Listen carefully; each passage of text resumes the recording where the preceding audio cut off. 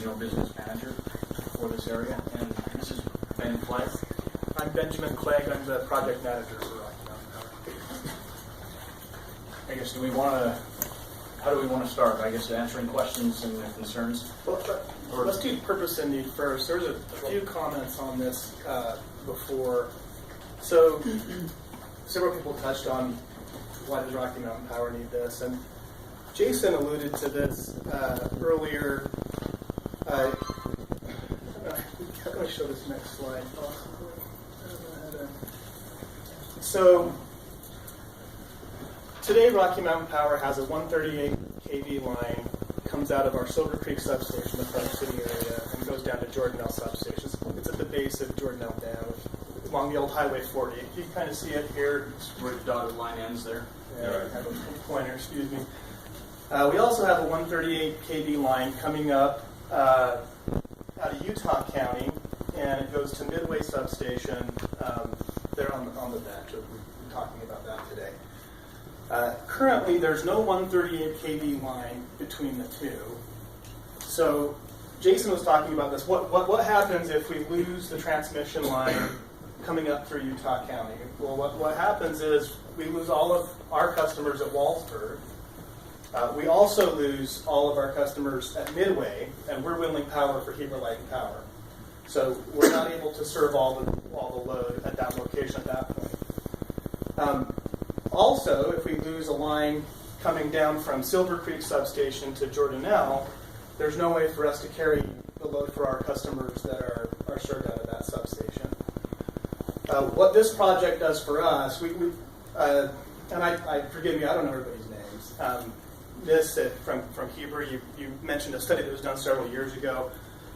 Probably 10 plus years ago, both Summit and Wasatch counties, as well as Rocky Mountain Power, worked together looking at long-term, what are we going to do because we keep seeing the growth, we keep seeing these reliability issues, how are we going to solve the problem?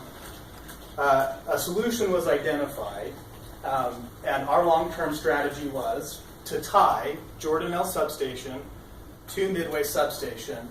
This allows a redundant path where if we lose a line from the north, we can feed all the load from the south. If we lose a line from the south, we can feed all the load from the north. In addition, as was mentioned, Heber Light and Power is one of our customers. We will power for them. That's how they get power out of their various locations that they have generation, and they bring it to the valley. So all the load that they have, other than the limited generation that they have here, we have to serve that load. As we were looking at setting up this project, we understood that Heber Light and Power had a need, and for us to limit the impact and have one set of poles and one line, it seemed like a reasonable solution for Rocky Mountain Power, for Heber Light and Power, for the residents of the valley. So that's what we get out of it. If you look at it and say, who are the proximate benefactors of this project? It's the folks that live in this valley. And I don't know if you guys can see how, if you lose a line going north or south, I don't know how you serve the load if you don't have that.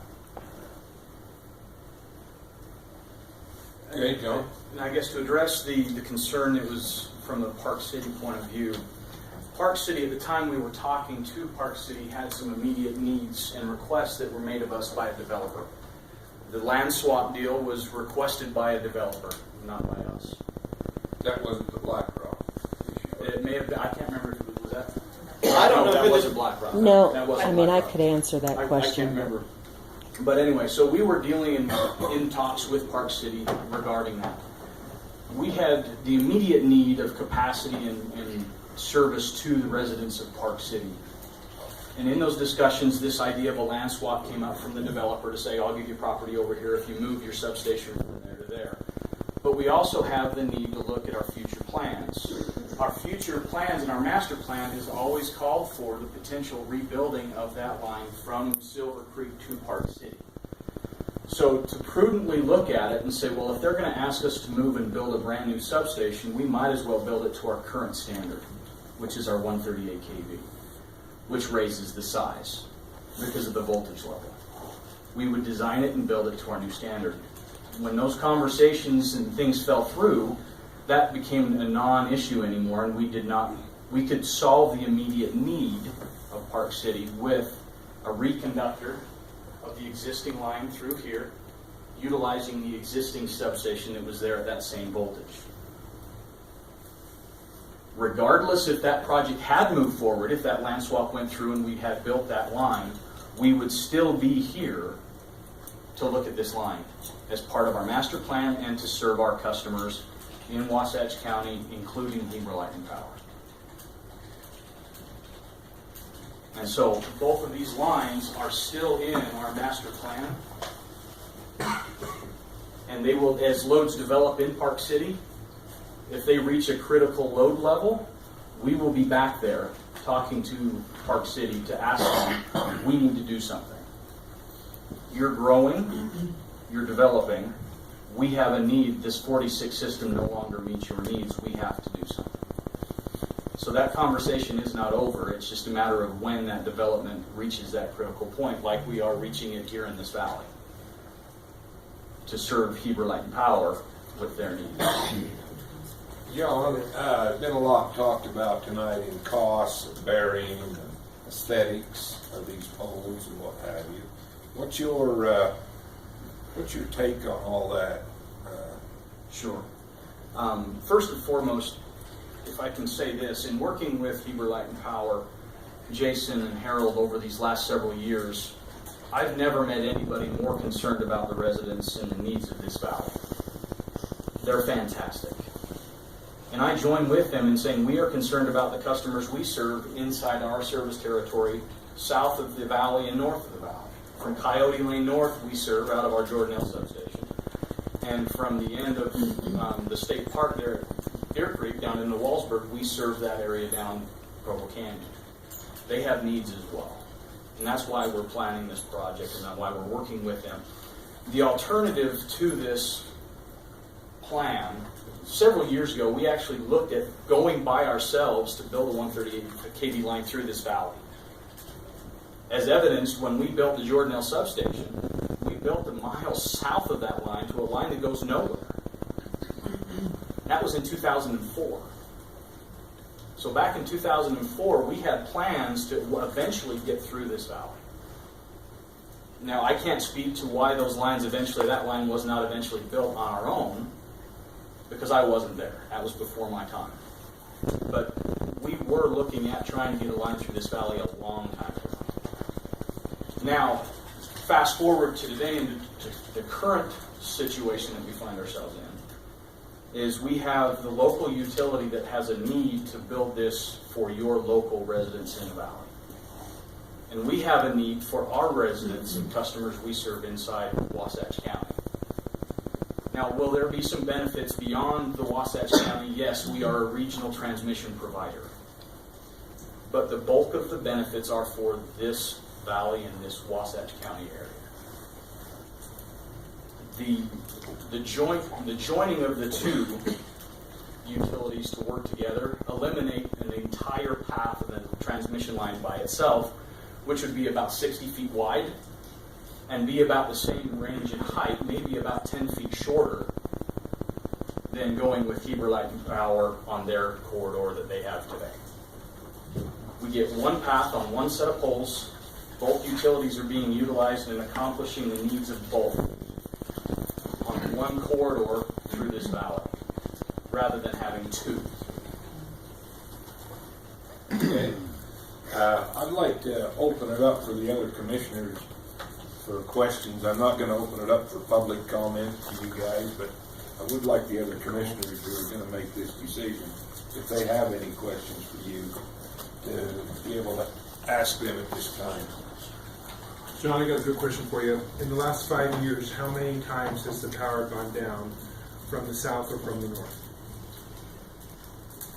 I personally am aware of at least 2 events that where from the north side we had to go into some system critical rolling outages for a period of time while we had a line that went down from Parley's Canyon up into Silvers Creek. And that was, I believe it was a late spring storm that took that line down. Okay, so of that time, let's just use that one as an example. If that was underground, do you think that would have happened? It's hard to say. It depends on. I mean, there's a lot of things that can impact even an underground line. So you said it was a storm, so it wasn't a freezing or it wasn't something on the line that caused it. It was. I believe it was an impacted pole, but I don't know. I don't have all the details as to if the pole went down or if it was the insulator or the tractor. I don't know. The question was asked, but I don't think it was answered. You've done it before and you've dug underground. Yes. Can you honestly tell us the cost difference on it directly? Here's the challenge in coming up with the cost of an underground is that they are each specifically engineered for the types of soils and conditions that we're going to be. One of the biggest challenges is if we're asked to bury it under Provo River, how do you propose for us to go under a Provo River? How deep do we have to go? How much is that going to cost? That's a challenge. And so will the Corps of Engineers allow us to do that? The way you have it right now, it's going on a bypass, so it's not actually going under Provo River the way you currently have it proposed. So I'm just It'll go It has across. to go over the top of That's the 135-foot poles and two on both sides. well, there's got to.